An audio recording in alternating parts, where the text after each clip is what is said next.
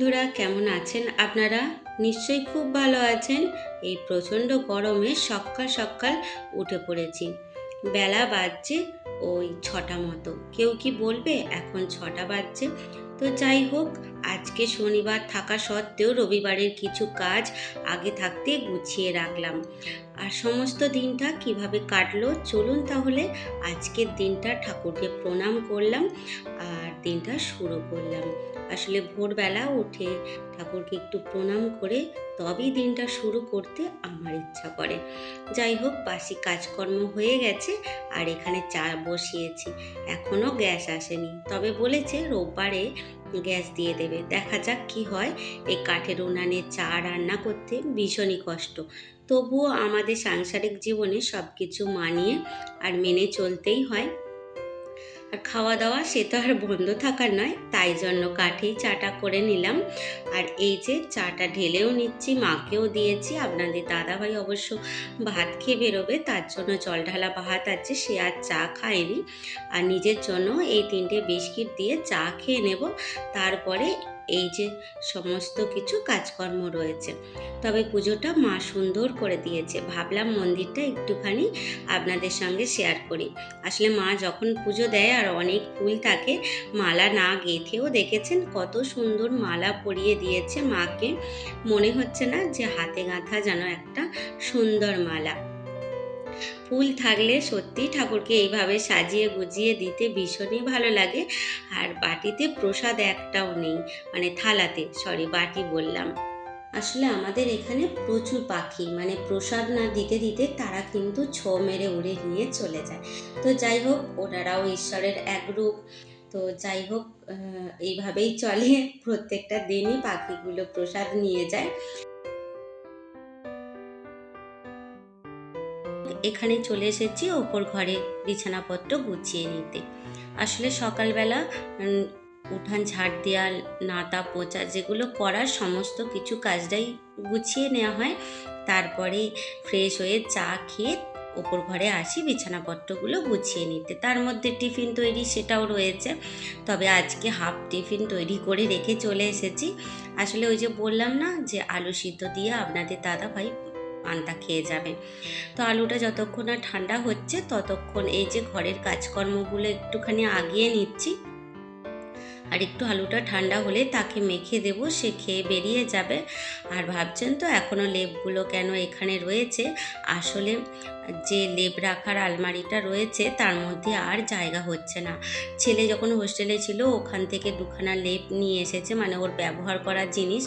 আর বাড়িতেই আগের থেকেই এক্সট্রা লেপ ছিল, আর তার ফলে আবার এই দুটো একদমই জায়গা হচ্ছে না। তবে ভাবছি যে এইগুলো রাখার জন্য কিছু একটা ব্যবস্থা তার মানে খুব তাড়াতাড়ি করতে হবে।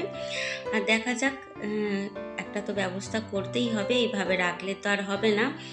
তো এই যে কাজগুলো একটু আগিয়ে নিচ্ছি। আসলে রোববারের কাজটা আজকে একটুখানি আগিয়ে নিচ্ছি, কেননা কালকে একটু অন্য কাজ রয়েছে। যেমন সবাই বাড়িতে থাকলে সেই দিন একটুখানি টিফিন বা রান্না করার ঝামেলা থাকে। মানে যেভাবে নিশ্চিন্তে কাজ করি সেইভাবে নিশ্চিন্তে কাজ করা হয় না, আর অনেক তাড়াহুড়ো থাকে সবাই একসঙ্গে থাকলে। তাই ভাবলাম যে এই যে পরিষ্কার করার কাজটা আজকে করে নিই। আর তার সাথে করব ওই যে আমার ঘরের পর্দাগুলো, ওগুলো কেচে দেবো। কেননা ওই যে এসি বসানো হলো বা তার আগে কারেন্টের কাজ হয়েছিল, সমস্ত ঝেড়ে ঝুড়ে পরিষ্কার করে নিয়েছিলাম, কিন্তু পর্দাগুলো ধোয়া হয়নি। ভেবেছিলাম একবারে এসিটা বসানো হোক, এমনিতেই তো ধুলো উড়বেই, তখন একবারে কেচে নেব। তাই ভেবেছি যে আজকে ওগুলো কেচে নেব, কেন রোববারে এইসব ঝামেলা রাখতে গেলে অনেকটাই অসুবিধা হয়ে যাবে। এই মানি প্ল্যান্টের গাছটা একটু ধুলো পড়েছিল, পরিষ্কার করে নিচ্ছি। আর বেশ অনেকটাই বড় হয়ে গেছে, একদম মাটিতে ঠেকবো ঠেকবো হয়ে গেছে। ভাবছি ছোট করে কেটে কয়েকদিন জলের মধ্যে রাখবো, তারপরে মাটির মধ্যে দিয়ে আর একটা নতুন গাছ তৈরি করে নেব। তো যেহেতু এখন মাটি পাওয়াই যাবে, মানে বর্ষার সময় কি বলুন তো, জমিতে ধান রোয়া থাকে তখন ভালো মাটি পাওয়া যায় না, কিন্তু এখন মাটি তো শুকনো, যখন তখন মাটি পাওয়া যাবে আনার জন্য। তো এই যে পর্দাগুলো এখানে রেখে দিয়েছি, আর এটা হলো ন্যাপথলিন। কিছুদিন আগে আনা হয়েছিল আলমারির মধ্যে দেবো বলে। তো দু এক টুকরো এখানে বের করে নিলাম। এই যে আমার ড্রেসিং টেবিলটা রয়েছে ওর মধ্যেই রেখে দেবো, তাহলে ওর মধ্যেও একটা সুন্দর গন্ধ থাকবে আর ঘরের মধ্যেও থাকবে। তো যাই হোক, অনেকক্ষণ সময় কেটেছে, আর নিচের এসে আপনাদের দাদাভাইকে জল খাবার দিয়েছিলাম, সেও বেরিয়ে গেছে, সাথে সাথে আমিও একটুখানি খেয়ে নিয়েছিলাম। আর তারপরে এই পর্দাগুলো কেচে দিচ্ছি, কেননা আগে এগুলো না কেচে দিয়ে রান্না করতে চলে গেলে তখন দেখা যাবে যে অনেকটা বেলা হয়ে গেলে এগুলো আর শোকাবে না। আর হালকা রোদ্দুর এই সময় উঠানটায় পড়েছে, ভাবলাম যে এগুলো কেচে নিই, তারপরেই বাকি কাজগুলো করে নেব, মানে রান্নাবান্নার কাজটা তখন গিয়ে করব। জানি অনেক বকবক করছি, আপনাদের হয়তো ভালো নাও লাগতে পারে। আর যদি কোনো কারণে আমার এই বকবক আর আমার এই ছোট্ট সংসারের খুঁটিনাটি গল্প যদি ভালো লেগে থাকে, তাহলে প্লিজ চ্যানেলটা সাবস্ক্রাইব করে আমার পাশে থাকবেন, আর অবশ্যই একটা মিষ্টি কমেন্ট করবেন কে কোথা থেকে দেখছেন। আর ভাবছেন তো রোজ দিন তিতো রান্না কেন করছি? ওই যে আপনাদের দাদা ভাইয়ের কদিন আগে অ্যালার্জি হয়েছিল, ডাক্তারে বলেছিল যে একটু তিতো খেতে, কেননা ওটা কোনো খাওয়া থেকে হয়নি, ওটা হয়েছে রোদ্দুর ধুলো এইসবের অ্যালার্জি। তো একটু তেঁতু খেলে এই সময় খুবই ভালো, তাই ভাবলাম যে আজকে একটুখানি পলতা রান্না করি, তার সাথে একটা বেগুন ভাজা করে নেব। যেহেতু আজকে শনিবার, একদম নিরামিষ, তবে কুকারে ডাল করেছিলাম। যেহেতু কুকারে রান্না করেছি, মানে গ্যাস নেই, কিন্তু এই যে কাঠের উনানেই কুকার বসিয়েছিলাম, তাতে আলু সিদ্ধ হয়েছিল, সাথে ডালটাও করে নিয়েছিলাম, তাই আর সেটা দেখানো হয়নি। আর এখানে বেগুনগুলো ভেজে নিলাম, তার সাথে একটু পলতা ভেজে তুলে রেখেছি গরম ভাতে সামনে, মানে প্রথম পাতে দিয়ে খাওয়ার জন্য। তারপরে এই যে পলতা চচ্চড়িটা করে নিচ্ছি। তো এই ছিল আজকে দুপুরের রান্না বান্না। তবে কয়েকদিন বেশ তেতো খাওয়া হচ্ছে, আপনাদের দাদাভাই কিন্তু বিরক্ত হয়ে যাচ্ছে যে রোজের তিতো কেন করছো।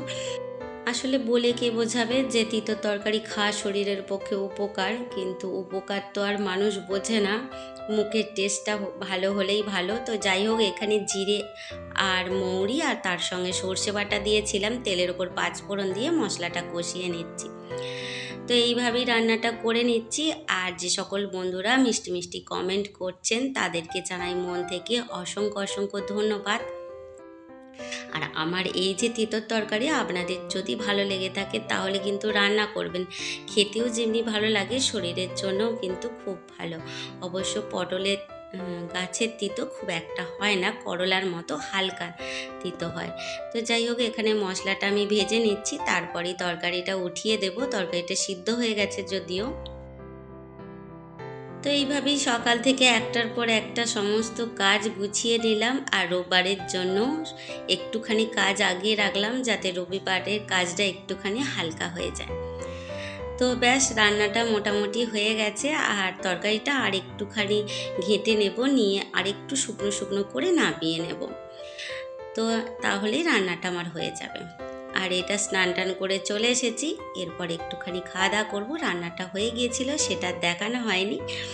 তো যাই হোক, আজকের মতো ভিডিওটা এই পর্যন্তই রাখছি। দেখা হবে আবার নতুন একটা দিনে নতুন একটা ব্লগে। ততক্ষণ খুব ভালো থাকবেন, নিজেদের খেয়াল রাখবেন।